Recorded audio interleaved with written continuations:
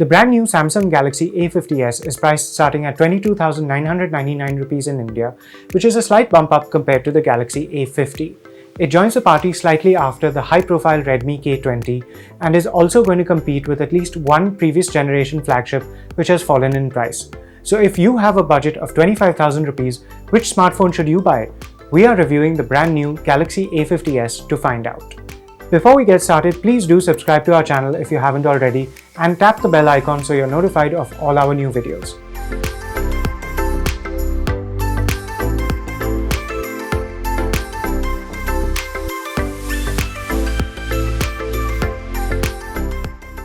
The front of this phone is pretty much all screen with a small camera notch at the top. There's a fairly thick chin while the sides and top borders are much narrower.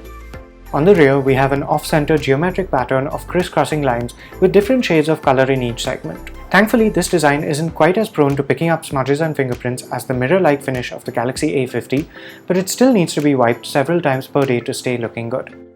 There's a USB Type-C port on the bottom along with a 3.5mm audio socket and a single speaker. The tray on the left has slots for 2 nano SIMs as well as a micro SD card. The power and volume buttons are all on the right and the top is blank. At 166 grams and only 7.7mm thick, the Galaxy A50s is surprisingly easy to handle and live with. Construction quality is also pretty good, though this phone still feels plasticky and not very premium. The first thing you'll notice about this phone when you turn it on is the crisp, bright Super AMOLED screen. There's a notch at the top for the front camera and an integrated fingerprint sensor which is positioned conveniently. Face recognition and the fingerprint sensor work well but aren't especially quick. You might have to stretch a little to reach the top of the screen, but otherwise we had no complaints. The 6.4-inch Full HD Plus Super AMOLED screen is one of Samsung's signature advantages. It's bright and punchy without being oversaturated, and viewing angles are excellent. We found the tone a little too warm, but in order to adjust this, we had to switch color modes from natural to vivid, which we found put a bit too much strain on our eyes. Other than that, this is a great display for watching movies and playing games on. The single speaker is predictably not that great for music, but will do well enough if you want to listen to dialogue in video. The bundled headset's earbuds are made out of hard plastic, and it's not only uncomfortable but also barely adequate for anything more than voice calls. Our unit came with version 1.5 of Samsung's One UI software, running on top of Android 9 with the August 2019 security update. The UI is designed primarily for big screen phones, and while it does look crisp and modern, we aren't fans of the oversized icons and wide spacing everywhere. Thankfully, you can adjust the size and density of the home screens and app drawer through the settings. Long pressing the power button on the side now calls up the Bixby voice assistant. To shut your phone down, there's a little on-screen power button in the quick toggles area that you reveal by swiping downwards from the top of the screen. There are only a few preloaded apps: Facebook, Netflix, OneDrive, and Samsung's Galaxy Store and Game Launcher. Samsung has used its own octa-core Exynos 9611 processor. There are 2 variants of this phone, but both have 128GB of storage. The only difference is that you get either 4GB of RAM for 22,999 rupees or 6GB of RAM for 24,999 rupees. We're testing the variant with 6GB of RAM. The performance of the Exynos 9611 powering the Galaxy A50s is not as good as that of the Snapdragon 730, which we've seen inside the Redmi K20. However, our experiences with day-to-day usage were pleasant enough. We did feel a bit of unexpected sluggishness in general use at first, but soon realized that the default animated lock screen wallpaper was the problem.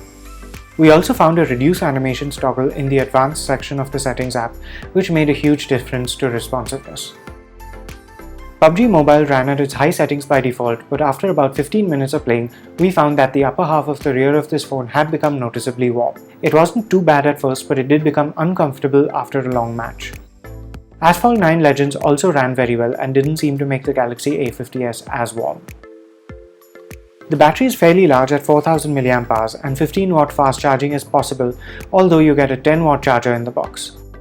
The Galaxy A50s delivered solid day-long battery life in our tests. We could get through a full day of relatively heavy usage, including lots of photo and video recording, a few rounds of popular games, and constant web browsing with about 25% left by late night. Our HD video loop test ran for 13 hours and 16 minutes, which is also less than what the previous model delivered. Thankfully, charging is quick and we got from 0 to about 30% in half an hour. That brings us to one big new feature of this phone, its 48 megapixel f2 primary rear camera. It's joined by an 8 megapixel f2.2 wide-angle camera and a 5 megapixel depth sensor. The front-facing camera has also been upgraded with a 32 megapixel resolution and f2 aperture. The primary rear camera took great shots when there was plenty of light in the daytime. Textures were crisp and there was a natural depth of field in close-up shots even without the live focus effect. Colors were vibrant and there was very good detail within the focus area of most shots. Live focus mode didn't always get shots perfect and sometimes resulted in a loss of detail. You can adjust the intensity of the background blur and also add motion or a spot color effect after taking a shot, but you can't adjust the focus point. Unfortunately, the wide-angle camera produced jarringly skewed photos with highly unrealistic perspective. Subjects in the center of the frame, such as people, appeared squashed, while there was severe barrel distortion at the edges. We were also somewhat underwhelmed with all the shots we took at night. The Galaxy A50s often took a while to lock focus or failed to do so. There was noticeable shutter lag and photo quality was just about okay if we didn't zoom in to check details at all. The wide-angle camera also delivered much poorer performance at night. The night mode did improve the brightness and tone of wide shots a little, but didn't do much for close-ups and the results were sometimes blotchy and unusable. The front-facing 32 megapixel camera takes bin shots by default with a 4x3 H option if you want to use the full resolution. Selfies came out looking okay, though we preferred disabling beautification. Video recording goes up to 4K 30fps with the primary rear camera and the front one, but the wide-angle toggle disappears when this resolution is selected and you'll see a message saying that stabilization is not supported. There's also a 10-minute recording limit. You can only switch between cameras before you start shooting a clip, not while recording is in progress. Full HD video is decent and you can see the effect of electronic stabilization, but there's still some jitter and focus hunting. At 4K, it's best to stay still while filming, but video is definitely crisp and detailed. The wide-angle camera takes rather low-quality Full HD video. At night, detail suffers quite a lot and hand movements cause a lot of shakiness. It's best to avoid using the wide-angle camera for video in low light altogether. When compared to the Galaxy A50, the only thing that's really new on the Galaxy A50s is the 48 megapixel rear camera, which can deliver some very good shots in the daytime. Unfortunately, the supporting ultra-wide camera is far from the best that we've seen, and this is now nearly a standard feature for mid-range Android smartphones. Low-light performance was disappointing across the board. We can't help but compare this phone to the Redmi K20, which sells for a lower starting price in India and offers a superior processor, a notchless screen, better battery life, better build quality, and arguably better cameras. There's also the previous generation flagship Asus Zenfone 5Z to consider because it has now fallen in price and sells for roughly the same amount. If you have made up your mind to buy the Galaxy A50s, it'll most probably make more sense for you to buy the lower priced variant which has 4GB of RAM.